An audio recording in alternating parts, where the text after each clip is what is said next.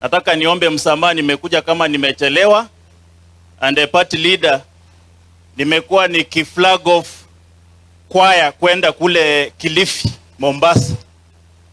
Hawa ni kwaya wa makanisa kule Saboti. Walikuwa wamechanga pesa wiki mbili zilizopita kwenda kule Kilifi. Wakati wameenda kwa gari, mwenye gari akawaambia mafuta ya bei imepanda. Sasa hizo pesa ambao walichanga haitoshi. Ikabidi wapigie mbunge wao kijana Pawa akuje huko awakomboe. Hiyo ndio maana nimechelewa nikiwakomboa. Na hiyo shida, Mheshimiwa Kalonzo, first of all, Kalonzo, welcome to Vihiga. Tunakukaribisha. This is our county.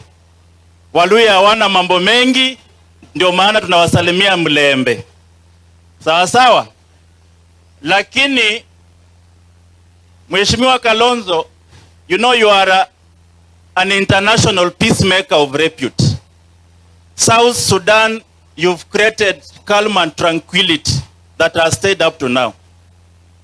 And I'm sure kama Azimio ilikuwa imechukua uongozi, hata hizi vita za Palestine na Israel ungetumwa huko ungekuwa umemaliza. Because Azimio is where we have real leaders. Hizi vita za Palestine na Israel Kalonzo angekuwa amemaliza, si ndio hiyo? Lakini wale wako hao ndio wanaasha moto zaidi. Hawajui international relations. Wanamwaya tu. Mwingine anapanda ndege anafika kwa binguni anarudi. Hata hajui anaelekea wapi. You just travel. Hata you travel to nowhere. Anafika angani huko, anaangalia dunia, anarudi hapo. Hata hujui ameenda wapi, kufanya nini, kuleta nini.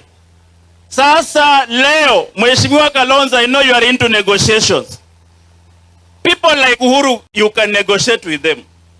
But people like Ruto, what are you negotiating with Ruto? Ndio akufanyie nini? Those are people you cannot negotiate with. They have a bad history. Hata leo tunaumia kwa sababu ya mafuta. Mimi ni mwenyewe naumia na my constituents.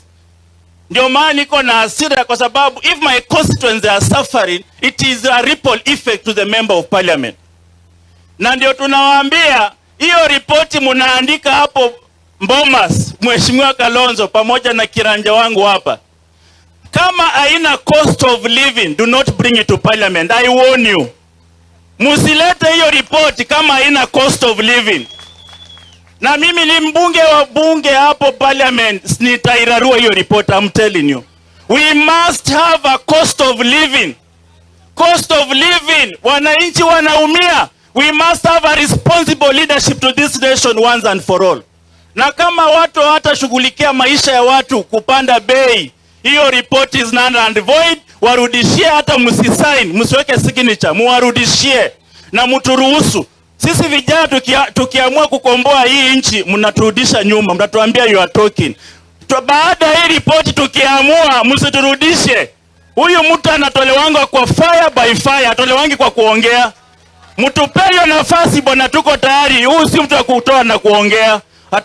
Atawapeleka hivi hivi. Tupe hiyo nafasi, the edge is on our side. We are ready to risk. Tukifanya mistake, we have enough time to correct. Give us this time bwana, tutoe huyu mtu kwa pale anajificha pale State House. Asanteni, Mungu awabariki.